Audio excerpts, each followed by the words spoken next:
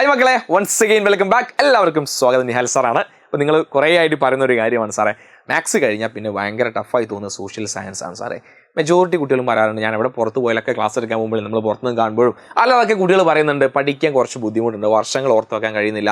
അതേപോലെ നമ്മൾ എങ്ങനെയാണ് ഇത് പഠിക്കേണ്ടത്, ഏത് രീതിയിലാണ് പഠിക്കുന്നത്, എസ്സേസ് ഒക്കെ എങ്ങനെയാണ് പഠിക്കേണ്ടത് എന്നൊക്കെ പലരും ചോദിക്കാറുണ്ട്. അപ്പോൾ നിങ്ങൾക്ക് എല്ലാവർക്കും ഒരു സൊല്യൂഷനായി ഞാനിപ്പോൾ വന്നിട്ടുള്ളത്. ഞാൻ കുറേ വിചാരിക്കും നിങ്ങളിലേക്ക് ഇത്തരം ഒരു കാര്യമായിട്ട് വരണം എന്നുള്ളത്. വലിയ ആനക്കാര്യമൊന്നുമല്ല, നമ്മൾ ചെറിയ ചെറിയ കാര്യങ്ങൾ നമ്മൾ ശ്രദ്ധിച്ചു കഴിഞ്ഞാൽ സോഷ്യൽ സയൻസ്, ഞാൻ ഹിസ്റ്ററിയുടെ കാര്യം പറയുമ്പോൾ ഹിസ്റ്ററി A+ നിങ്ങൾ കിട്ടും, അല്ലെങ്കിൽ സോഷ്യൽ സയൻസ് A+ നിങ്ങൾക്ക് ഉറപ്പിക്കാൻ സാധിക്കും എന്ന കാര്യത്തിൽ ഒരു സംശയമില്ല. ഞാൻ പറയുന്ന രീതിയിൽ ഹിസ്റ്ററിക്കും ജോഗ്രഫിക്കും ഉപയോഗപ്പെടുത്താമെന്ന ഒരു കാര്യം കൂടിയാണ്. ഓക്കെ, അപ്പോൾ ബേസിക്കലി നിങ്ങൾ നോക്കുകയാണെങ്കിൽ ആദ്യം തന്നെ നിങ്ങൾ ചെയ്യേണ്ട കാര്യം, പലരും പറയുന്ന ഒരു കാര്യം സാധനം കുറേ പഠിക്കാനുണ്ട്. 21 ചാപ്റ്റേഴ്സ് നമുക്ക് സോഷ്യൽ സയൻസ് പഠിക്കാനുണ്ട്. പക്ഷേ നമ്മൾ ഈ കമ്പൽസറി ചാപ്റ്റർ വെച്ച് നോക്കുകയാണെങ്കിൽ തന്നെ നമുക്ക് ടോട്ടൽ 15 ചാപ്റ്ററാണ് നമുക്ക് ആകെ പഠിക്കും. എങ്കിലും 15 ചാപ്റ്റർ ഉണ്ട്. എനിക്ക് തോന്നുന്നു ഇത്രയും കൂടുതൽ ചാപ്റ്റർ വേറെ ഒരു സബ്ജക്റ്റ് നിങ്ങൾക്ക് പഠിക്കാനില്ല. മാത്സ് 15 ചാപ്റ്റേഴ്സ് നിങ്ങൾക്ക് പഠിക്കാനല്ലേ. അപ്പോൾ ആ രീതിയിൽ നോക്കുമ്പോൾ നമ്മൾ എങ്ങനെയൊക്കെ ഞാൻ പഠിക്കുന്ന രീതിയിൽ ചെറിയ മാറ്റങ്ങൾ കൊണ്ടുവരുത്തിക്കൊണ്ട് സോഷ്യൽ സയൻസിനെ എങ്ങനെ ഏറ്റവും അടിപൊളിയാക്കി പഠിക്കാം. ആദ്യം തന്നെ നിങ്ങൾ ചെയ്യേണ്ട പരിപാടി, ഇനി സോഷ്യൽ ആയിക്കോട്ടെ, മാത്സ് ആയിക്കോട്ടെ, ഇംഗ്ലീഷ് ആയിക്കോട്ടെ, ഏത് സബ്ജക്റ്റ് ആണെങ്കിലും നിങ്ങൾ പഠിക്കുമ്പോൾ നിങ്ങൾ ചെയ്യേണ്ട ആദ്യ പരിപാടി പഠിക്കാൻ ഒരു അറ്റ്മോസ്ഫിയർ റെഡിയാക്കി വെക്കുക. എന്താണ്? സ്റ്റഡി അറ്റ്മോസ്ഫിയർ റെഡിയാക്കി വെക്കുക എന്നുള്ള നമ്പർ 1 ആദ്യത്തെ കാര്യം. ഇത് സെറ്റാക്കാതെ നിങ്ങൾ എങ്ങനെ തല കുത്തി ഇരുന്ന് പഠിച്ചിട്ടും കാര്യമില്ല. നിങ്ങൾ പഠിക്കാൻ ഉദ്ദേശിക്കുകയാണെങ്കിൽ നിങ്ങൾക്ക് മറ്റ് ഡിസ്റ്റർബൻസ് ഒന്നും ഇല്ലാത്ത ഒരു സ്ഥലത്ത് നിങ്ങൾ ഇരിക്കുക എന്നുള്ള നിർബന്ധം, എസ്പെഷ്യലി നിങ്ങൾ ഹിസ്റ്ററി പഠിക്കുമ്പോൾ. കാരണം നിങ്ങൾ ഒരുപാട് കാര്യങ്ങൾ നിങ്ങൾ വായിച്ച് പഠിക്കുന്നുണ്ട്. അത് മാത്രമല്ല, കുറേ കാര്യങ്ങൾ നിങ്ങൾ ഓർത്ത് വെക്കണമെങ്കിൽ നിങ്ങളുടെ മൈൻഡ് പല സ്ഥലത്തും പോരുത്. നിങ്ങളിങ്ങനെ പഠിക്കാതിരിക്കുമ്പോഴേക്കും TV നല്ല പാട്ട് വരും അല്ലേ, ഉണ്ടാവാമാ എന്ന് പറയുമ്പോൾ നിങ്ങളുടെ മൈൻഡ് അങ്ങോട്ട് പോകും. അങ്ങനെ പോയി കഴിഞ്ഞാൽ പഠിക്കാൻ കഴിയില്ല അല്ലേ. നമ്മൾ പഠിക്കാൻ ഇരിക്കുമ്പോഴായിരിക്കും കുക്കറിന് സൗണ്ട് വരും, നല്ല ചിക്കൻ കറിയുടെ സ്മെല്ലാണല്ലോ, മൈൻഡ് അവിടെ എത്തി. അപ്പോൾ നിങ്ങൾ ആദ്യം സെറ്റ് ചെയ്ത് വെക്കേണ്ടത് പഠിക്കാനുള്ളൊരു അറ്റ്മോസ്ഫിയർ റെഡിയാക്കി വെക്കുക. എന്നിട്ട് നിങ്ങൾ ബാക്കി ഇത് റെഡിയാക്കാൻ നിങ്ങൾ റെഡി ആണെങ്കിൽ എൻ്റെ ബാക്കിയുള്ള കാര്യം നിങ്ങൾ കേട്ടാൽ മതി. റെഡി? അതിന് നിങ്ങൾ ഫസ്റ്റ് എല്ലാവരും പറയുന്ന കാര്യം, സാറേ അത് ഞാൻ ബൈ ഹാർട്ട് ചെയ്ത് പഠിക്കണോ മനസ്സിലാക്കി പഠിക്കണം അല്ലേ? എന്താ ബൈ ഹാർട്ട് ചെയ്ത് പഠിക്കുക എന്ന് പറഞ്ഞാൽ കാണാപ്പാഠം പഠിക്കുക അല്ലേ. കാണാപ്പാഠം അങ്ങനെ പറയാം, കാണാപ്പാഠം. ഞാൻ തന്നെ അല്ല, കാണാപ്പാഠം പഠിക്കണോ അല്ലെങ്കിൽ മനസ്സിലാക്കി പഠിക്കണോ? മനസ്സിലാക്കി പഠിക്കുക. എങ്ങനെയാണ് നിങ്ങൾ പഠിക്കേണ്ടത്? By heart. സാറേ ഞാൻ ഇതങ്ങനെ ബൈ ഹാർട്ട് ചെയ്ത് പഠിച്ചോളാം സാറേ. ഞാൻ നിങ്ങളോട് പറയും, നിങ്ങൾ ഒരിക്കലും ചില ടോപ്പിക്കുകൾ അല്ലെങ്കിൽ മെജോറിറ്റി ടോപ്പിക്കുകൾ കാണാപ്പാഠം നിങ്ങൾ പഠിക്കരുത്. നിങ്ങൾ മനസ്സിലാക്കി തന്നെ പഠിക്കണം. ഞാൻ എപ്പോഴും നിങ്ങളോട് ക്ലാസ് എടുക്കും പറയുന്ന കാര്യമാണല്ലോ, ഏതൊരു ചാപ്റ്റർ തുടങ്ങുമ്പോഴും അതിൻ്റെ ഒരു വൺ ലൈൻ നിങ്ങളുടെ മനസ്സിലുണ്ടായിരിക്കും. എന്താണ് ഞാൻ ഈ ചാപ്റ്റർ പഠിക്കാൻ പോകുന്നത്, എന്താണ് ഈ ടോപ്പിക്കിൽ ഞാൻ പഠിക്കാൻ പോകുന്നത്. ഫോർ എക്സാമ്പിൾ ഞാൻ പറയട്ടെ, നമ്മളൊരു എസ്സേ കണ്ടന്റ് വൈസ് എടുക്കുകയാണെങ്കിൽ തന്നെ നമ്മൾ ആദ്യ ചാപ്റ്റർ തന്നെ നമ്മൾ കുറേ എസ്സേ ചോദിക്കും അല്ലേ. അപ്പോൾ ആദ്യം നിങ്ങളോട് ചോദിക്കുകയാണ് ഫ്രഞ്ച് വിപ്ലവത്തിനെ പറ്റിയാണ് നിങ്ങൾ എന്ത് ചെയ്യാൻ പോകുന്നത്, നിങ്ങൾ പഠിക്കാൻ വേണ്ടി പോകുന്നത്. ഫ്രഞ്ച് വിപ്ലവത്തെ മൊത്തം കാണാതെ പഠിക്കാൻ നിങ്ങൾ വിചാരം. കാണാതെ പഠിക്കാൻ വേണ്ടി നിങ്ങൾ എനിക്ക് കാണാതെ പഠിക്കാൻ ഇഷ്ടം എന്ന് പറഞ്ഞിട്ട് നിങ്ങളിത് 15 ചാപ്റ്റേഴ്സ് നിങ്ങൾക്ക് കാണാതെ പഠിക്കാൻ കഴിയും? ഒരിക്കലും കഴിയില്ല. അപ്പോൾ നമുക്ക് എന്ത് ചെയ്യണം, നമ്മൾ പ്രധാനമായും പഠിച്ചിരിക്കണം ചില ടോപ്പിക്കുകൾ, എസ്പെഷ്യലി എസ്സേ ടോപ്പിക്കാണ് ഞാൻ കൂടുതൽ ഇമ്പോർട്ടൻസ് കൊടുക്കുന്നത്.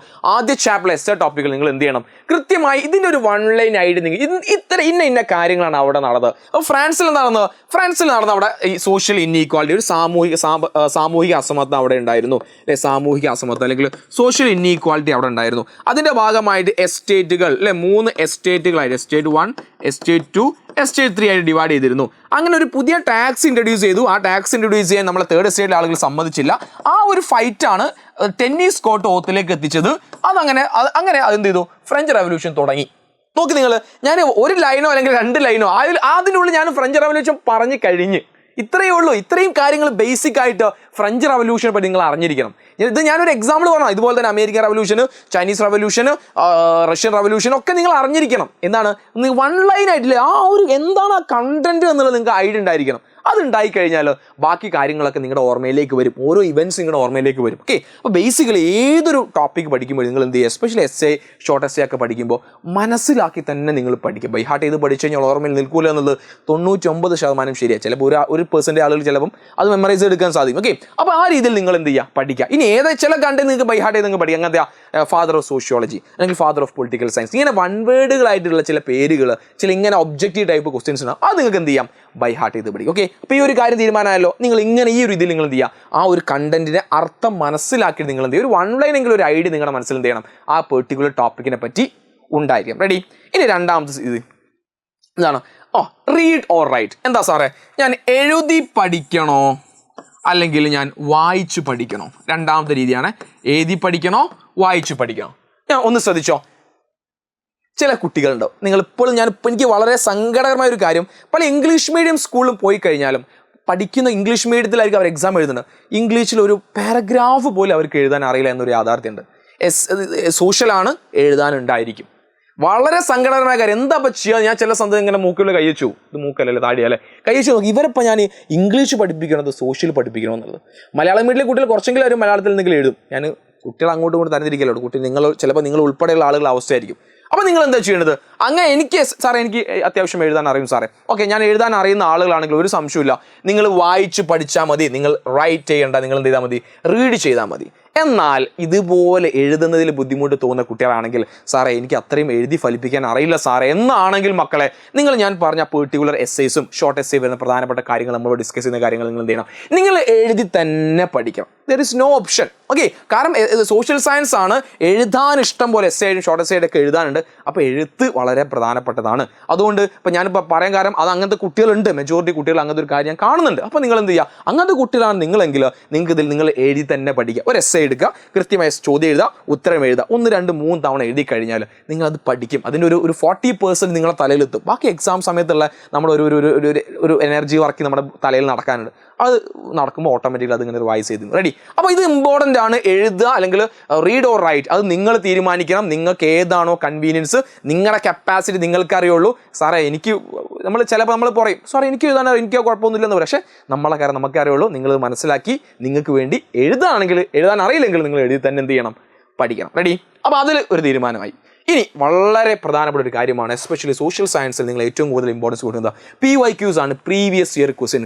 കഴിഞ്ഞ വർഷങ്ങളിലൊക്കെ ചോദിച്ചിട്ടുള്ള ചോദ്യങ്ങൾ നിങ്ങൾ എന്ത് ചെയ്യണം, ഇതിൻ്റെ കൂടെ നിങ്ങൾ ഇൻക്ലൂഡ് ചെയ്ത് പഠിക്കണം. ഒരു A+ ആണ് നിങ്ങളുടെ ലക്ഷ്യമെങ്കിൽ കഴിഞ്ഞ വർഷത്തെ ചോദ്യ പേപ്പറുകളൊക്കെ നിങ്ങൾ എടുത്തിട്ട് കൃത്യമായി എന്ത് ചെയ്യണം, പഠിക്കണം. അതിൻ്റെ കൂടുതൽ ഡീറ്റെയിൽസും കാര്യങ്ങളൊക്കെ നമ്മൾ എജുപോയിൻ്റെ ചാനൽ കൂടെ തന്നെ വരും. അതുകൊണ്ട് അത് തെരഞ്ഞു പോയി നിങ്ങൾ ബുദ്ധിമുട്ടേണ്ട ആവശ്യമൊന്നുമില്ല. നമ്മുടെ ക്ലാസ് കൃത്യമായി നിങ്ങൾ എന്ത് ചെയ്താൽ മതി, നിങ്ങൾ ഫോളോ ചെയ്താൽ മതി. റെഡി. അപ്പോൾ PYQസിന് വളരെയധികം പ്രാധാന്യമുണ്ട്. അത് നിങ്ങൾ നിർബന്ധമായി എന്ത് ചെയ്യുക, പഠിച്ചിരിക്കുക. അതുപോലെ ഏറ്റവും അവസാനമായിക്കൊണ്ട് ഈ പഠിച്ച കാര്യത്തെ ഒന്ന് റിവൈസ് ചെയ്യണം. ഇപ്പോൾ ഞാനിപ്പോൾ ഫോർ എക്സാമ്പിൾ ഞാൻ പലപ്പോഴും നിങ്ങളോട് പറയാറുണ്ട്, നമ്മുടെ ലൈവ് ക്ലാസ് കേൾക്കുന്ന സമയത്ത് ഈ ക്ലാസ് കഴിയുന്നതോടുകൂടി നിങ്ങൾ ആ ചാപ്റ്റർ പഠിച്ചു കഴിഞ്ഞു അല്ലേ, അങ്ങനെ തന്നെ പഠിക്കാൻ ഞാൻ നിങ്ങൾ ആ 1 മണിക്കൂർ എഫക്റ്റീവായി യൂട്ടിലൈസ് ചെയ്യാൻ നിങ്ങളോട് പറയാറുണ്ട് അല്ലേ. അപ്പോൾ നിങ്ങൾ ഫോർ എക്സാമ്പിൾ അങ്ങനെ കണ്ടു, ആ ചാപ്റ്റർ പഠിച്ചു കഴിഞ്ഞാൽ പിന്നെ നിങ്ങൾ 1ാമത്തെ ചാപ്റ്റർ നോക്കുന്നത് 10ാമത്തെ ചാപ്റ്റർ പഠിച്ച് കഴിഞ്ഞതിന് ശേഷം ആകരുത്. നമ്മളെ മെമ്മറിയാണ്, നമുക്കിത് മാത്രമല്ല കുറേ കാര്യങ്ങൾ പഠിക്കാനുണ്ട്, കുറേ സബ്ജക്റ്റ് പഠിക്കാനുണ്ട്. ഇതെല്ലാം കൂടി തലയിൽ നിൽക്കില്ല. ഓരോ ചാപ്റ്റർ പഠിച്ച് നിങ്ങൾ 2ാമത്തെ ചാപ്റ്ററിലേക്ക് കടക്കുന്നതിന് തൊട്ട് മുന്നേ ആയിട്ട് നിങ്ങൾ ആ പഠിച്ച കാര്യങ്ങൾ ഒന്ന് റിവൈസ് ചെയ്തെടുക്കാം. അത് നിങ്ങൾക്ക് ഏറ്റവും ഹെൽപ്ഫുൾ ആകുന്നൊരു സാധനമാണ് ഷോർട്ട് നോട്ട് തയ്യാറാക്കുക. ഓക്കെ, ഈ ഷോർട്ട് നോട്ടുകൾ ഓരോ ടോപ്പിക് നിങ്ങൾ പഠിച്ചു കഴിഞ്ഞാലും ഒരു പേജിലേക്ക് അതിനെ നിങ്ങൾ ചുരുക്കണം. ഓക്കെ, ഒരു പേജിലേക്ക്, ഒരൊറ്റ പേജിലേക്ക് ഫസ്റ്റ് ചാപ്റ്റർ ആണെങ്കിൽ ആദ്യം അമേരിക്കൻ റവല്യൂഷൻ അല്ലേ, ഒരു 5 പോയിന്റ് അത് ഒതുക്കി. ഫ്രഞ്ച് റവല്യൂഷൻ 5 പോയിന്റ് ഒതുക്കി. റഷ്യൻ റവല്യൂഷൻ 5 പോയിന്റ് ഒതുക്കി. ചൈനീസ് റവല്യൂഷൻ 5 പോയിന്റ് ഒതുക്കി. ഇതിങ്ങനെ ഒരു പേജ് നിങ്ങൾ ഷോർട്ട് നോട്ട് ആക്കി വെച്ച് കഴിഞ്ഞാൽ റിവൈസ് ചെയ്യാൻ ഏറ്റവും ഹെൽപ്ഫുൾ ആയിരിക്കും. അത് നിങ്ങൾക്ക് അതിൻ്റെ ഒരു എഫക്റ്റ് വളരെ വലുതാണ്. അത് നിങ്ങൾക്ക് എന്ത് ചെയ്യാൻ സാധിക്കും, ഇൻജക്ട് ചെയ്യാൻ സാധിക്കും, ഒരു സംശയമില്ല. അപ്പോൾ നിങ്ങൾ മക്കളെ സോഷ്യൽ സയൻസിൽ ഒരു കുട്ടിക്കും A+ നഷ്ടപ്പെടാൻ പാടില്ല. ആ ഒരു കോൺഫിഡൻസിലാണ് ഞാൻ നിങ്ങളോട് പറയുന്നത്. ഈ രീതിയിൽ നിങ്ങളൊന്ന് പഠിച്ചാൻ ഒന്ന് ശ്രമിച്ചു നോക്കുക നിങ്ങൾ. കാരണം ഇനി കുറച്ച് ദിവസം 10 ദിവസമേ നിങ്ങളുടെ മോഡൽ എക്സാമേ ഉള്ളൂ. ആ 10 ദിവസം നിങ്ങൾ സോഷ്യൽ സയൻസ് പഠിക്കുന്ന രീതി ഈ രീതിയിലേക്ക് ഒന്ന് മാറ്റിക്കഴിഞ്ഞാൽ ഒരു സംശയമില്ല, അതിൻ്റെ റിസൾട്ട് നിങ്ങളുടെ മോഡൽ എക്സാമിൽ കാണാൻ വേണ്ടി സാധിക്കും. റിസൾട്ട് വരുന്നില്ലെങ്കിൽ നമുക്ക് ഒഴിവാക്കി കളയാം, ബാക്കി ഫൈനൽ എക്സാം വരുന്നുണ്ട്. ഓക്കെ, അപ്പോൾ കൃത്യമായിട്ട് എന്ത് ചെയ്യുക, ഈ കാര്യം മറന്നു പോകരുത്. വളരെ കിടിലായിക്കൊണ്ട് നമ്മുടെ ബാക്കി കാര്യങ്ങളൊക്കെ ഡിസ്കസ് ചെയ്യാൻ ഈ വരുന്ന വ്യാഴാഴ്ച 8ാം തീയതി നമ്മുടെ സ്റ്റഡി പ്ലാൻ ആണ്. ഒരു കുട്ടിയും അത് എന്ത് ചെയ്യാൻ പാടില്ല, മിസ് ചെയ്യാൻ പാടില്ല. ലിങ്ക് ഞാൻ താഴെ കൊടുക്കുന്നുണ്ട്. എല്ലാവരും എന്ത് ചെയ്യണം, ആ വീഡിയോൻ്റെ താഴെ ഒരു ലൈക്കും പിന്നെ എന്ത് ചെയ്യുക, നിങ്ങളുടെ ഫ്രണ്ട്സിന് അതും ഷെയർ ചെയ്ത് കൊടുക്കുക. അപ്പോൾ നിങ്ങൾക്ക് ഈ ഒരു വീഡിയോ ഇഷ്ടപ്പെട്ടാൽ നിർബന്ധമായി നിങ്ങളുടെ എല്ലാ ഫ്രണ്ട്സിനും നമ്മുടെ ഈ ഒരു ടിപ്സ് വീഡിയോ നിങ്ങൾ ഷെയർ ചെയ്ത് കൊടുക്കണം. നിങ്ങൾക്ക് ഈ ഒരു വീഡിയോ യൂസ്ഫുൾ ആണെങ്കിൽ അല്ലെങ്കിൽ നിങ്ങൾക്ക് നിങ്ങളുടെ സോഷ്യൽ സയൻസ് പഠിക്കാനുള്ള ബുദ്ധിമുട്ടുകൾ എന്തൊക്കെയാണെന്നുള്ളത് കൃത്യമായി നിങ്ങൾ താഴെ കമൻറ്റ് ചെയ്യുക. നമുക്ക് അതിനൊക്കെ എന്ത് ചെയ്യാം, സൊല്യൂഷൻ കണ്ടെത്താം. സോ നമുക്ക് നന്നായി പഠിക്കാം. All the best.